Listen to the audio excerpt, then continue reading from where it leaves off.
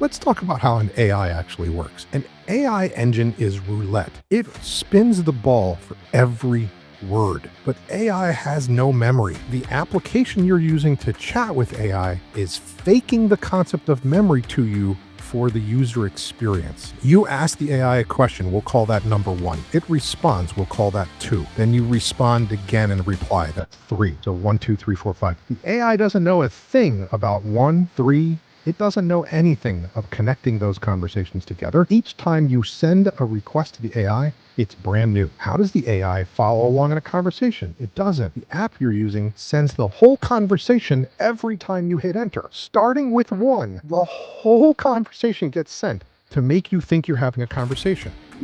Today's episode is brought to you by one of our show partners, UpFrog. UpFrog is the OG when it comes to pricing transparency online. They find system replacement leads through paid ads and have developed an entire system to drive those hard-to-find system replacement opportunities, nurture the leads, and book them into sold systems before your team arrives to help you grow your business. I want to give a huge shout out to Marcus Storm for sponsoring today's episode. You've heard of Google Ads, Facebook ads, and SEO, but did you know that there's an entire ecosystem, like 80% of the internet, that ads can be served on that you barely heard about? That's where Marcus Storm operates. They leverage data science and AI to build customer profiles for your ideal customers and get your ads in front of prospects before they are ready to hire a pro, planting your brand in their minds early and often. To chat with a team about how they can help you grow your business, visit marcusstorm.ai. Hello, everyone out there in podcast world. Hope you're having a wonderful day. You're listening to or watching the Service Business Mastery Podcast. I am one of your hosts, Tersh Blissett, sitting virtually next to my co-host, Joshua Crouch. I'm excited about today's episode. I will go ahead and forewarn you. We're going to talk about some nerd stuff. I've spent the last hour and a half. We say we, you mean Jeff is going to talk about some nerd stuff. Talking to Jeff. Tersh and I are going to try to keep up and maybe try to not sound dumb. We're going to try to translate. Yeah. Can't take it out of tech speak and make it regular human speak. Yeah. Well, we're going to try. And if we don't know, we're just going to ask you to do it. So yeah, exactly. No worries. So we're talking AI in the trades, and we talk about this a lot. We talk about AI in the trades a lot. We typically are very surface level. I think the best way to say that is, like, we don't want to confuse people, but there's sometimes where we need to dive into the weeds a little bit. And today we're going to dive into the weeds just a tad, and we're not going to go full blown into the weeds because if you could hear the conversation that we had over the past 45 minutes, your head would probably explode with some of the content and stuff we're talking about. But this is going to be for those who want to dive a little bit deeper than just surface level, like ChatGPT and Claude, but not so deep that you have to get your Google out to translate code and JavaScript and everything else. JSON. There will be no code writing on this podcast. Welcome to the episode, Jeff. Thanks for having me, guys. It's a pleasure to be here. Absolutely. Share who you are and your background a little bit and your business. Absolutely. My name is Jeff Torello. I'm the founder of Sinjun AI. We are an AI consulting company, very narrowly focused on SMBs. Very specifically, I don't sell products. I don't have tools to sell. I am very staunch supporter of people need to identify a strategy for AI adoption, and that strategy generally means don't buy anything.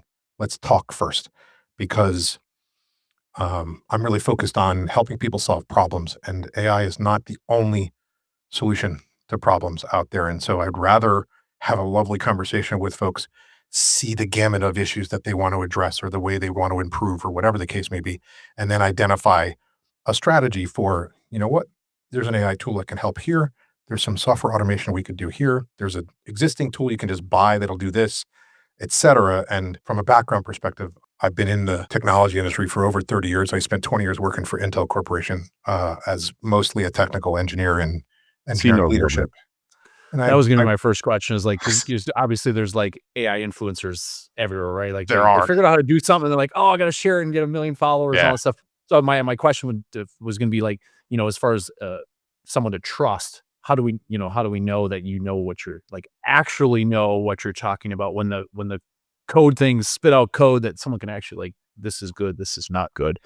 I think that's a super valid point. And I honestly think one of the reasons I focus on strategy is because the amount of hype in the world of AI today is ludicrous. And 100%. Yeah, it is. We I talk about that. honestly, Tersh and I talk about all the time. I can't imagine that you wouldn't. I Yeah. think most people just back away because there's so much, there's no way to understand what makes sense and what's complete smoke and mirrors or what's a security risk or what's not. And that's the role I try to play, which is try to separate that wheat and chaff and talk about what's real and tools that are real. Like you want to use Zapier, you want to use N8N, you want to use those are great. Um, I I've seen a lot of folks who are pushing a specific solution or tool or SaaS or whatever. And to me, I feel like those are just marketing, Yeah. right? So, Um, like when Josh and I first started talking on stage, we we knew that if we came out like and blasted everything that we knew about AI and automation, that we would freak people out. Yeah. But we started off with automation, like in the title, like it was like automation, and it was crickets.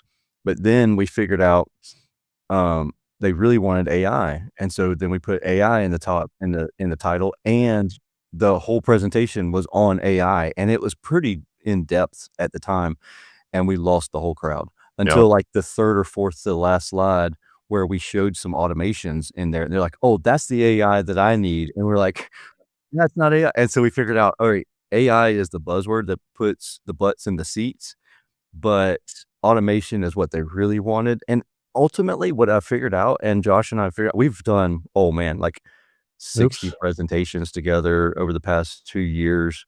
And what we figured out is that it might be automation, it might be AI, but it's exactly like you said. We need to figure out what problem you're solving. If you're just automating to automate, then you're wasting your time, you're wasting our time because you're not going to be happy. We're not going to be happy. We want to solve a problem for you. People ask us all exactly. the time, where do I get started with the AI? Yeah. What problem do you want to What solve? problem do you want to solve? It's the number one question I've asked throughout my career. And I've asked it long before AI was actually a tool, right? It's the same thing for software development. It's the same thing for project management. What problem are we trying to solve? As an engineer, I am just a problem solver. And in fact, I had this really funny conversation with my brother over Christmas break, and we were just sitting in Florida visiting our dad, who's in his 80s. And I was like, one of the reasons you and I get along so well together is because we're both engineers. And he's like, "Oh, I'm not an engineer." He goes, I'm a project manager for a restoration company." I said, "Really? And what do you do every day?" He goes, I solve problems." "Uh-huh. Do you know what engineers do every day?" "Solve problems, man. That's all it is. You can call it engineering or you can call it project management. It doesn't matter." But I think, Josh, to your question before, I think this is probably the answer I would have given. When someone asks you about the problems you want to solve, they're probably a little bit more legit. When someone just says to you, "This tool will help you," and has never even asked you what you do or what you need, then it's probably just a marketing There's a pitch. lot of that in our space right now. There's a lot of, some of it's through partnerships or sponsorship. There's like a lot of that stuff that's going through the trades. It's like, oh, just you got to like a lot of people ask the question about AI voice tools, and it's if Yeah, you're affiliated with yeah, one, you drop it in a group, and you don't even really know how it works, right? You haven't really seen the back end or really understand how these tools work. And some of the people promoting these things they have a big audience, but we know Tersh and I know that they don't know what they're talking about. Because we're like, they'll ask us questions about stuff that we were talking about like 4 years ago, and I'm like, don't know if I, Yeah. necessarily take your advice. I know you're getting paid to promote them, but there's a lot of that stuff in the trades, and yeah, it's, yeah. I mean, that's capitalism, right? It's It's they want to get normal. their word out, and people have an audience like us, but that's also why like some of the partners we've worked with, we've made sure that we use the tools and we know how they work because it is super important to like have that first person authenticity when it comes to those things. Because stuff like, God, software break like we were actually right before this call, we were supposed to have a demo of a software we created with someone, and it wasn't working right today. So Yeah. we had to push the demo back till after your call that we have with you today because stuff just sometimes breaks. It doesn't My work right. comment So there, I 100% agree. And my comment to you would be this. Um, just in general, the normal software world, software is hard. And delivering features and functionality is hard. Doing it well with quality, without bugs, etc., is hard. And anyone who's ever used a piece of software knows that. It doesn't matter what the software is. When you add on top of that, and I don't want to get too deep into this, but at its heart, AI is simply software that makes probability-based predictions. Yep. And the probability is between 0 and 1. And I won't bore everybody with the math, but that's all an AI It's does. really interesting that you say that, because I did a webinar last week. My main company, I know we don't, honestly, before this, I know Tersh and you talked on your show. I own a digital marketing company that's Relentless Digital. And I talked about AI search, and there was a really great research study done by a company called Spark Toro, guy that used to be in the SEO world.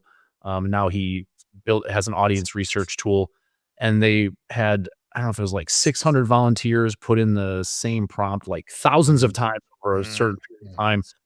And they literally said like less than 1 in 100 times are the results the exact same. So you can put it in 100 times, and most likely you will not get the same result twice. And they talked about it being a probability engine versus a search engine, which of course is what we've all grown up with over the last 25 years. And it's really opened my eyes to like, 'cause I even tested this. I literally did the same exact prompt trying to find a local HVAC company. I said AC Repair Phoenix, and I saw the results. I said AC Repair. I didn't give it any other context. I logged out of my instance to ChatGPT to a free one, and sure enough, literally almost probably 50 to 60% of the list changed every time. There was a couple like really big companies that stood in there, probably because they've been around, they have a huge brand.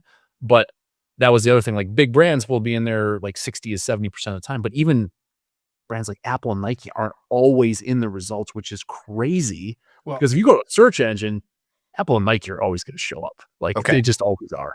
Let's talk about why, and I'll try not to get too technical, but I want to explain a little bit. But you guys keep me honest on trying not to get too technical. Let's see how good I can be. So Google does a very specific thing. It's a keyword search system.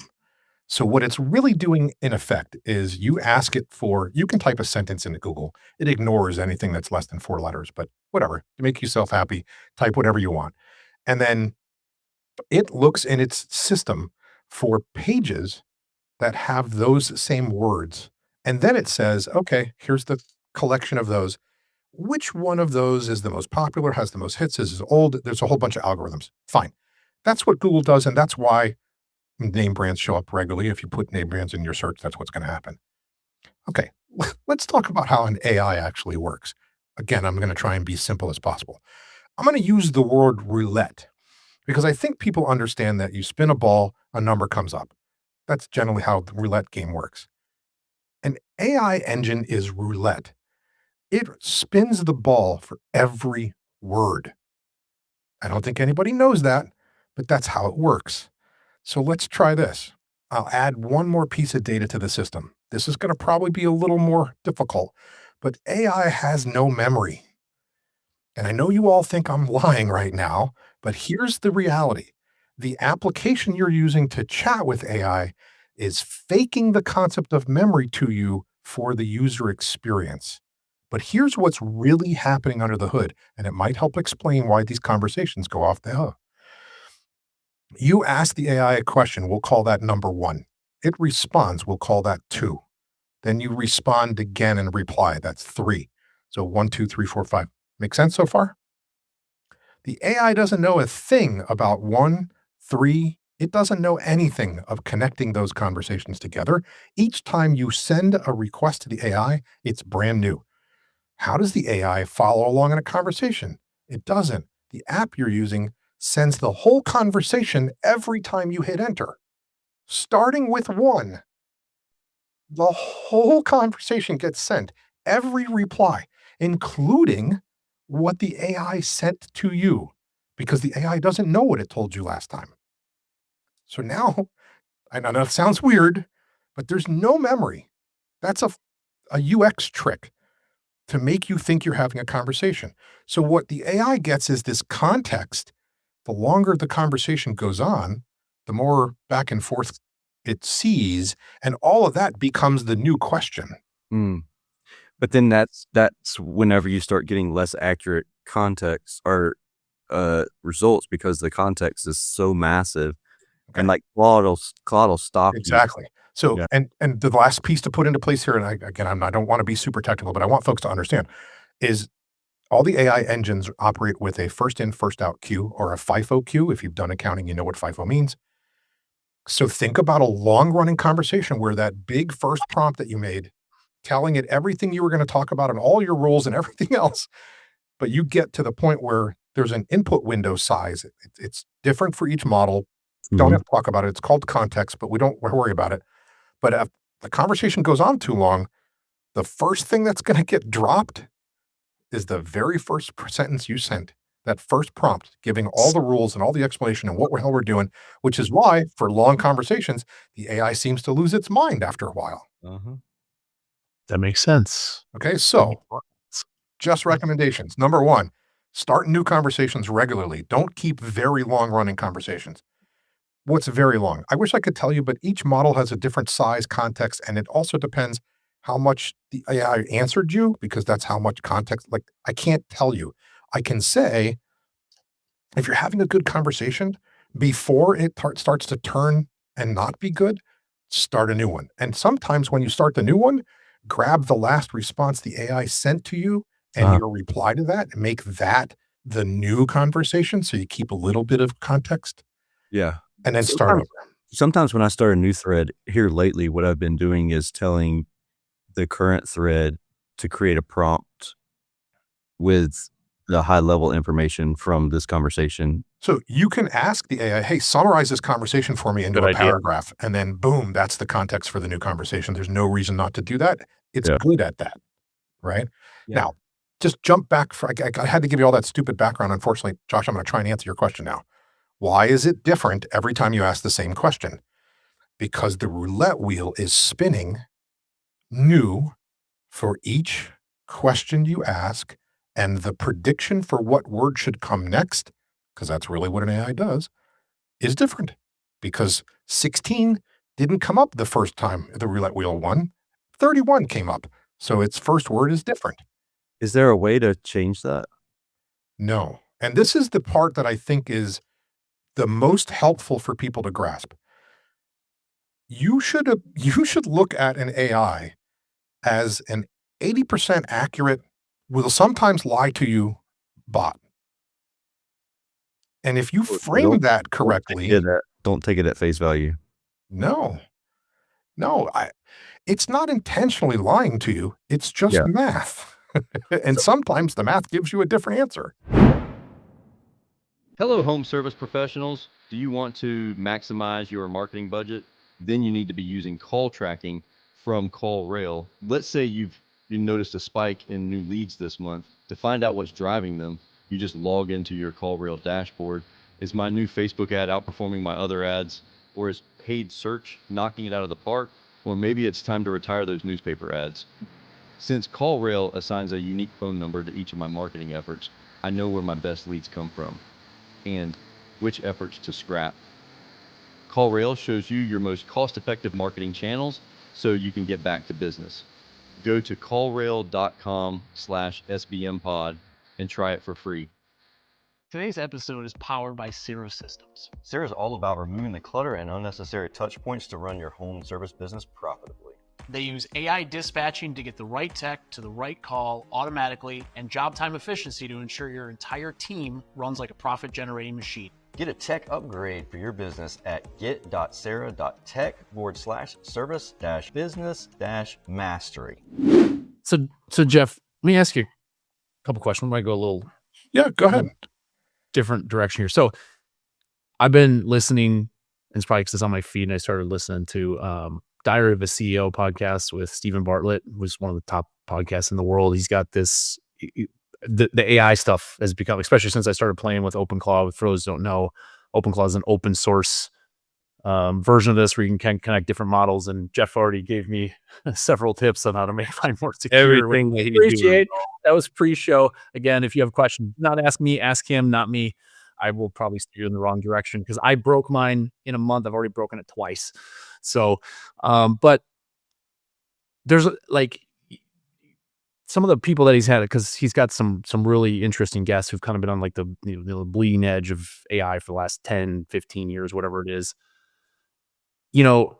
And I told Tersh this. I said, there's been days recently with this OpenClaw stuff and stuff I've seen coming out that one day I'll be really excited and I'm like gung ho. I'm like, I can't wait to build this thing. And then the next day I'm kind of depressed because I have a 17 and a 15-year-old.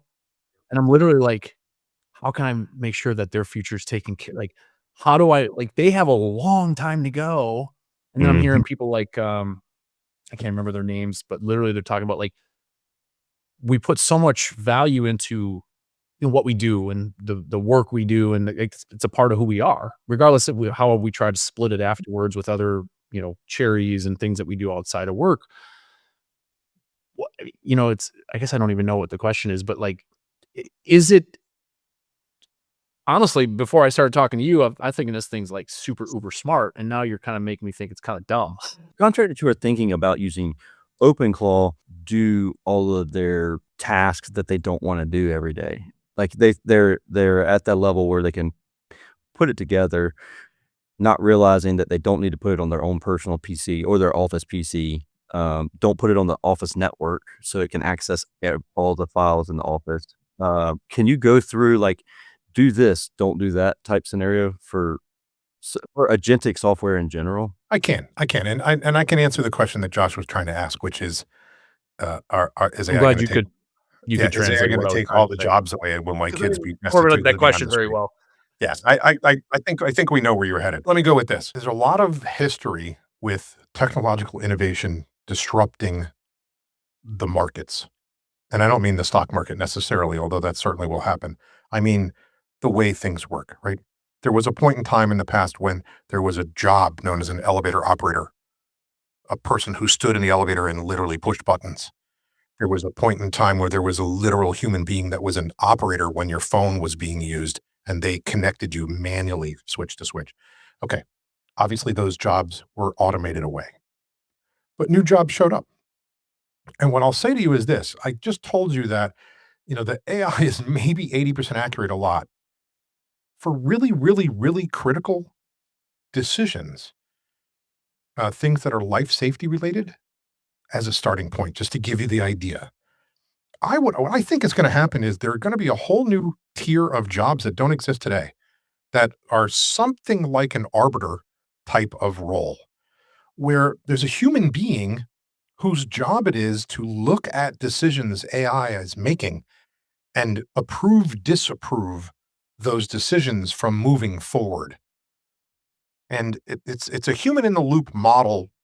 Like, think about a hospital who doesn't want an absolute nightmare of a risk scenario, giving drugs, prescriptions. Right? I'm not even trying to right.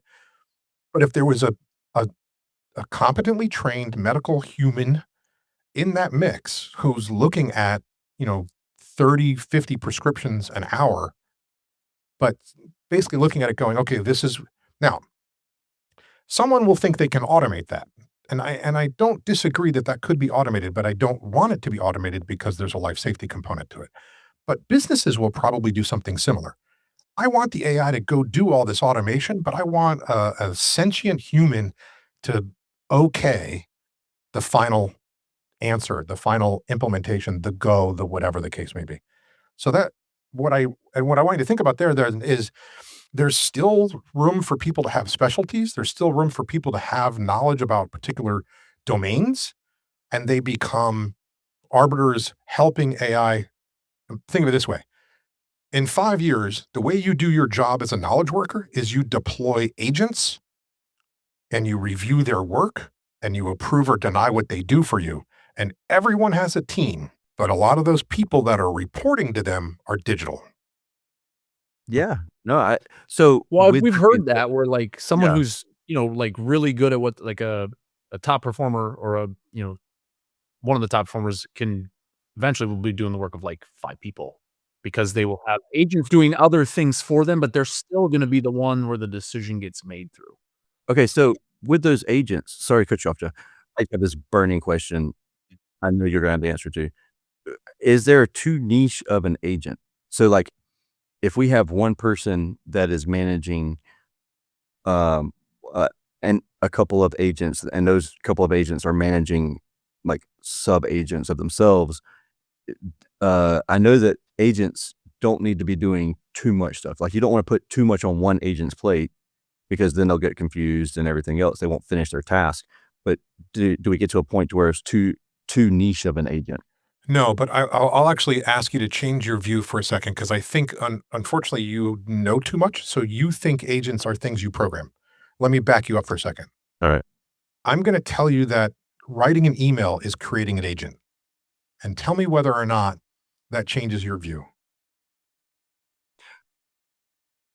I want to get something done, and I just send an email to my team and tell them to go do X, and my team does it.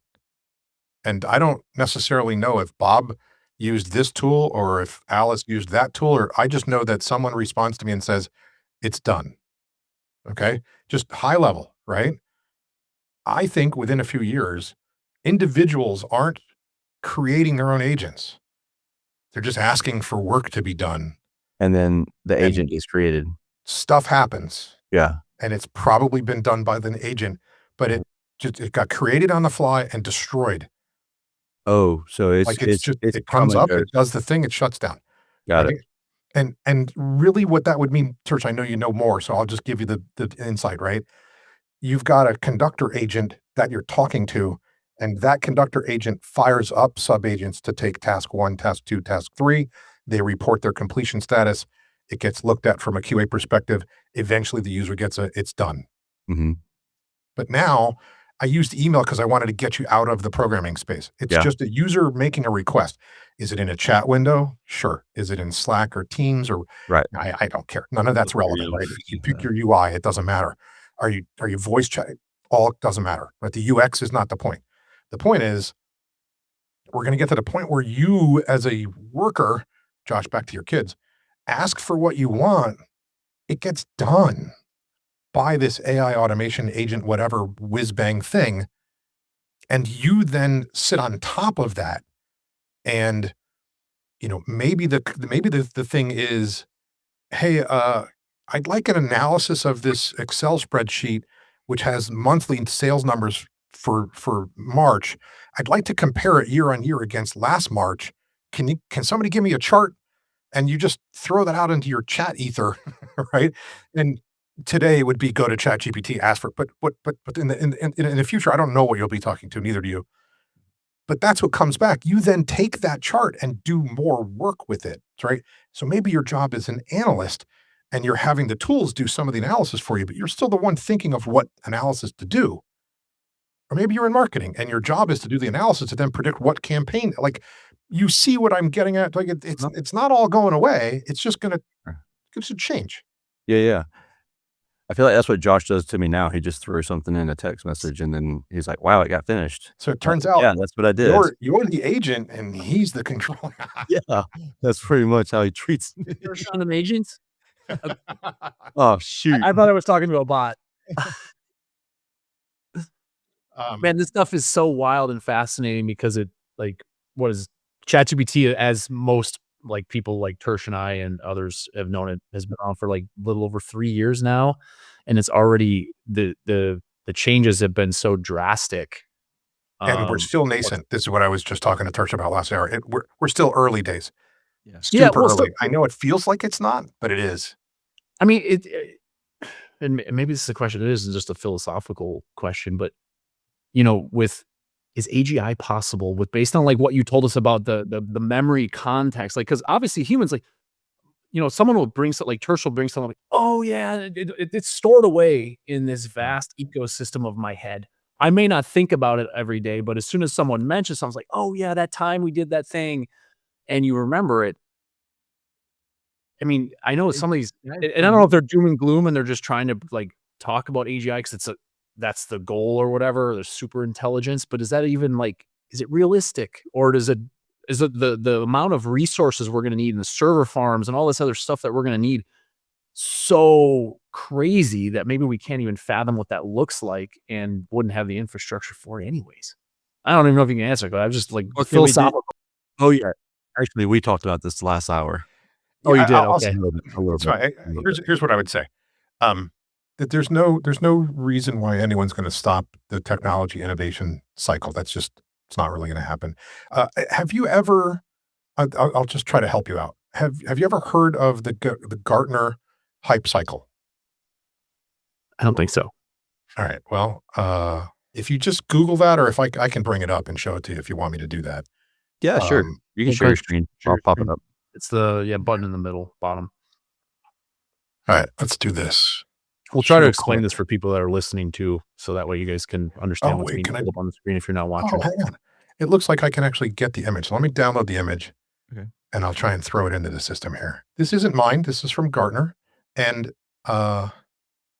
it's been around for a long time. And the reason I want to show it to you is because it's been around for a long time. So, okay. Can you see it? Yeah. Yep. This is known as the innovation hype cycle. And when I tell you this is a cycle, I mean that it's been more than 20 years that this has been shown and documented to be very realistic. So November of 2022 is the innovation trigger, and that is ChatGPT is released. Honestly, it's before that. There were other GPTs, but let's just have the conversation, right? Okay. I figured they just started with 3. And then there's this thing called the peak of inflated expectations, because AI can do everything and solves every problem, and everyone is, right? And that is absolutely what has happened.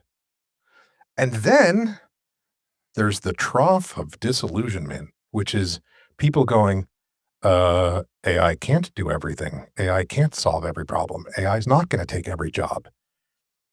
And then the reality is this peak and trough is required in order for people to finally figure out, oh, here's what the innovation is actually good for. Here's what we can do with it. And now we start to move down the slope of enlightenment as we learn what we can and can't do and what the boundaries are onto the plateau of productivity. And that is where, so here's what I'll say to you. Innovation trigger, 2007, iPhone. Peak of inflated expectations. iPhone's going to do everything for you. You won't even need a computer. Mm-hmm. Trough of disillusionment, sometime around 2008. These apps suck. What am I doing here? Right? 2009, 2010, slope of enlightenment. This app's pretty damn cool. Hey, this app is neat. Oh, I can do banking. I can. Plateau of productivity. You can't do anything without your phone today. Oh, yeah. You really can't. Like, I get a new phone. 100%. And it was like, log into the app to be able to access this. I was like, I'm on a new phone. Like, I'm trying to put the app on my phone. I can't download the app. I actually am having to go through Meta support because when I got a new phone, all my other 2FA or the Google Authenticator app stuff works. But for some reason, Facebook and Instagram, it does not work for me. It's not syncing somehow. And so I'm like trying to go through support and resetting this stuff. It is literally the biggest pain in the ass to try to get one of these tech companies to help you reset something that, would be nice if they just had a button like, okay, cool. Because they verified my identity. They did the whole shebang of, hey, who are you? Here's your license, like all the stuff. And I'm like, okay, you know who I am now. Can you please unlock this so I can do what I need to do with this app? And it still is like in a support ticket in probably no man's land. Yeah. So there's another model. I'm not going to keep throwing things at you guys, but there's another model called the adoption curve. And the adoption curve. I think Tersh and I are familiar with that one. Okay. Well, it maps right onto this hype cycle. If you, there's a book that's been out for a long time called Crossing the Chasm. Have you ever heard of that? I have heard.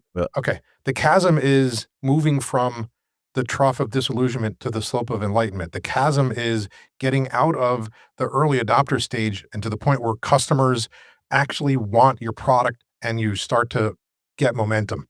That's the chasm you have to cross.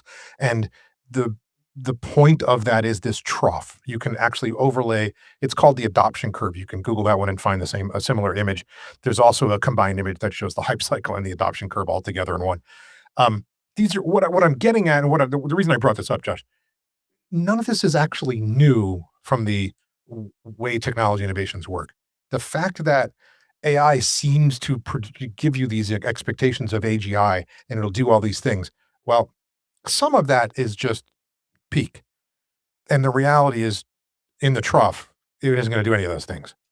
I also say this to you from a technology perspective. The current way we're implementing AI, I don't want to get into the details of the specific pieces, but the way we're currently doing it right now will not produce AGI. This probability-based structure, the training, the way things are operating as of this moment, in and of itself, will not produce AGI. There are plenty of other ways people are looking at using these, and we're learning plenty. Yes, like Jeremy's comment about his 10-year-old niece takes his new iPhone and does the work with it because it's too complicated. Otherwise, is totally accurate. But my comment there was,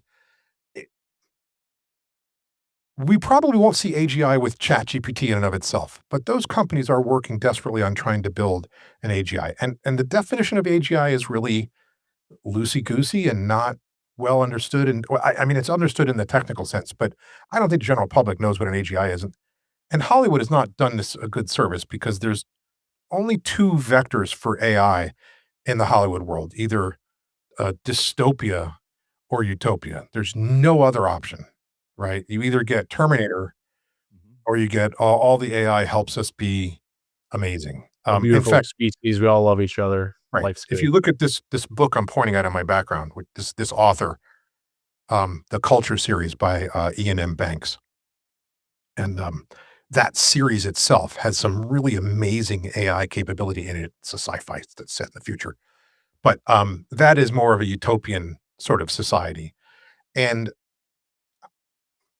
the way I would tell you to think about this from this perspective is when the AI is creating new AI itself is when we'll probably see a path towards AGI. Because I don't think a human's going to create AGI just writing 6 lines of code. Yeah. So, It's so I mean, it's enlightening to hear this. Honestly, it's. I'm glad I'm having this conversation because literally, I'm like, because like I said, I've been like talking about peaks and troughs. Like I feel like emotionally, I've been there with some of this stuff because I'm like, I just because we all care about people in our lives and we want Of to make sure course. that Yeah. we don't want to get to the world. Like I do feel like as human race, because we're always looking for the next greatest, latest thing that we're going to probably end up destroying ourselves at some point where it's just like, we just keep developing until there's nothing left. Well, And we've had the capability to destroy might not be in ourselves our for a lifetime. I'm long just time. saying, like, we just I know. keep going that route. I hear you. And what's at some point, like, is there anything else you can actually create? I don't know. The most important thing I can tell you is a quote from Flavor Flav from Public Enemy. Yeah. Don't believe the hype.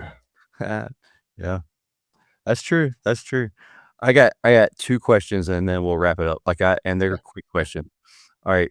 First question is, when do we, at what point, how far into the future is it that neuro implants will be put in and we won't be even using our phones anymore? Yeah, I think there are some people that would jump on that, and I think there are some people that would run away from that. I know they would. And I'll say this: we do not currently get anywhere near, I mean, remotely near, using the computing power we have available to us today. Real fun, quick fact: not a single computer out there does what the world multitasking says it does. Not one. It's not possible. It's not how they work. But computers are so fast that they actually flip through every application so many times a second that it looks like multitasking to everybody, and it's functionally the same thing, but nothing ever runs 2 things at the same time. But when you're talking about a 1 gigahertz computer, which every single one of you has way more than that, but a 1 gigahertz computer is a billion times a second. It can do a thing. Okay. Now, that thing might be 8 things to do one little operation. Don't worry about the details. But the point is, we're not even using remotely the power that we have. Do we need a neural interface? What's so slow? We're the slow thing, Yeah. right? Talking is better than typing. That's I true. actually think that speech is the quicker interface and one that most people can use. As long as you ain't got a thick accent. Well, you'll be surprised. Most language models can actually get rid of the accent stuff and get the phonemes down to the things they're supposed to be. Some of my relatives, I don't know. Also, there's a little bit of risk with a neural interface. There's a lot of risk. There's a little risk. Like, hey, brain shut down. Yeah. All right. I got one last question. If an animal could talk, which one would be the rudest? The rudest. Crow. Crow. Yeah, it has to be intelligence. I would think it like honey badger.